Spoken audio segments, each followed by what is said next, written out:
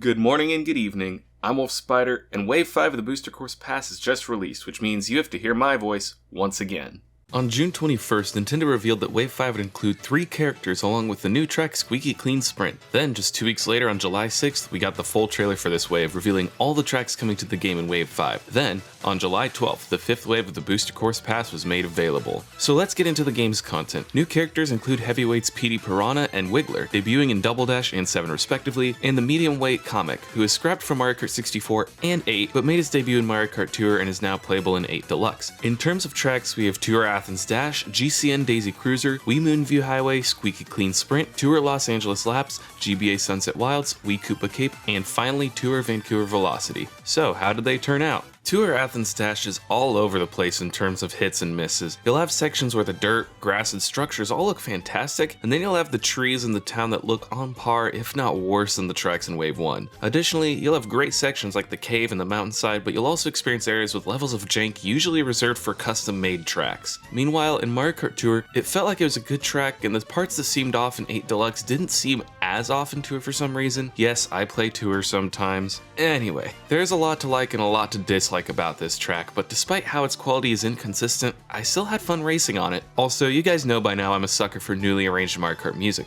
and the 8 Deluxe arrangement of Athens Dash doesn't disappoint. Next we have Daisy Cruiser. If you've been around me or my channel for a while, you know by now that I am not a fan of Daisy. In fact, some could call me the anti-Daisy stan. However, even I'll admit that Daisy themed tracks are usually pretty good, and GCN Daisy Cruiser is no exception. Since its appearance in Double Dash, the cruise ship has received quite a bit of redecorating. Now, of course, this version of the track is based on its appearance in Mario Kart Tour, and by extension its appearance in Mario Kart 7. We know this because you won't drown in the pool like in Double Dash, you can take either path at the beginning unlike Double Dash, and the storage room is completely submerged like in 7. Overall, this is a fun addition to the DLC, and it also means a fantastic new arrangement for its music with an additional string section, which I'm all here for. Then we get into Wii Moonview Highway, which for me was an unexpected hit from this wave. We have certainly received our fair share of city courses with the Booster Course Pass, and since this track looks somewhat similar to Tour New York Minute, I was afraid that it would look a bit weird in terms of lighting since New York Minute did. However, the lighting on this track is phenomenal. It honestly looks like the lighting in this game's version of N64 Toad's Turnpike. Now, I'm not gonna lie, I wish this track was in the base game instead of Toad's Turnpike, just so this track could have anti-gravity. If I'm being honest, Moonview Highway in 8 Deluxe feels like a track you'd find at the base game, though if anti-gravity wasn't a feature. Also, it would have been cool to drive above the tunnel for a lap like in the reverse section of Tour's Moonview Highway. But these flaws I'm pointing out are pretty nitpicky because I absolutely love this addition to the DLC, especially with an absolute banger of a theme. Finishing out the Feather Cup is this wave's new track, Squeaky Clean Sprint. Though it's a bit jarring to go from nighttime in Moonview Highway to a bright, colorful bathroom, I love how creative this track is,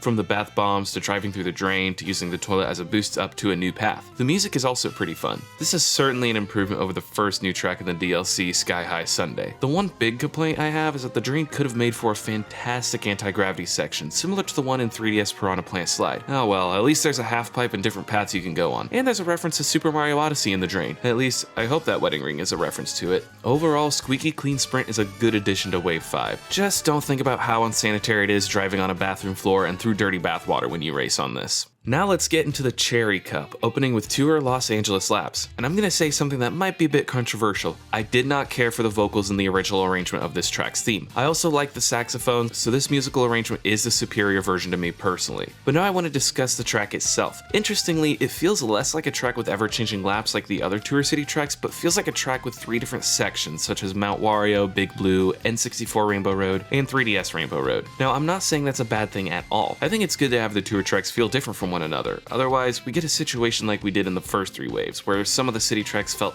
too similar. Even though I love a good sunset, I think I prefer the daylight in this version of the track to the sunset in the Tour version. Speaking of sunsets, GBA's Sunset Wilds makes its second reappearance in Wave 5, and it's pretty much a port of its Tour version but with enhanced textures. Now let's get what I like out of the way first. The music is fantastic, the final section with ramps and a little sideways turn is fun, and who doesn't like dancing Shy Guys dressed as miners? Now the layout is certainly simplified compared to its original appearance in Mario Kart Super Circuit, but I kind of expected this to happen after Nintendo simplified GBA Sky Garden and GBA Riverside Park, so it's not a big deal to me. However, I do think this track is a bit oversaturated, even compared to how it looks in Mario Kart Tour. Also, one of the most important aspects of Sunset Wilds is gone. The sun setting as the track continues. The sky isn't supposed to stay yellow, it's supposed to get purple as the race goes on. This remaster isn't as faithful to the original as I would have liked, but hey, We got a fun new arrangement to the Sunset Wilds theme, which I won't complain about. Next up is Wii Koopa Cape, a remaster I feel is more faithful to the original version. Sure, it's based on its tour remaster and missing the spinny electric things in the underwater section, but overall it feels fantastic. Control-wise, it honestly feels much smoother to play Koopa Cape in Mario Kart 8 than it does in the other games it appears in, including in Mario Kart Wii. Also, the saturation and colors suit this track quite well.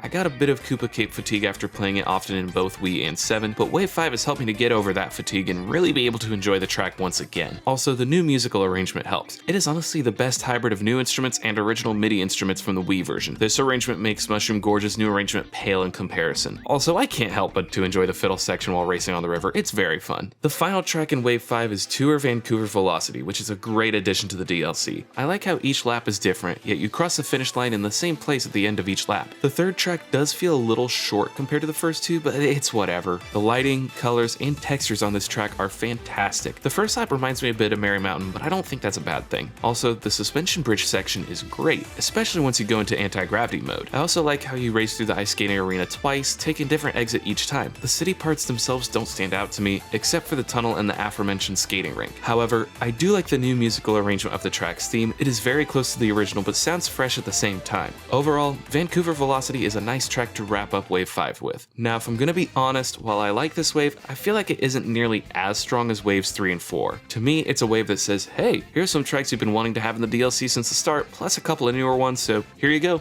But these tracks are still fun to race on, and it's got me looking forward to see the finale of the DLC that will be Wave 6. Before I wrap this up, I gotta take a call. It could be important news on the next wave. It's all SNES tracks? Motherfucker!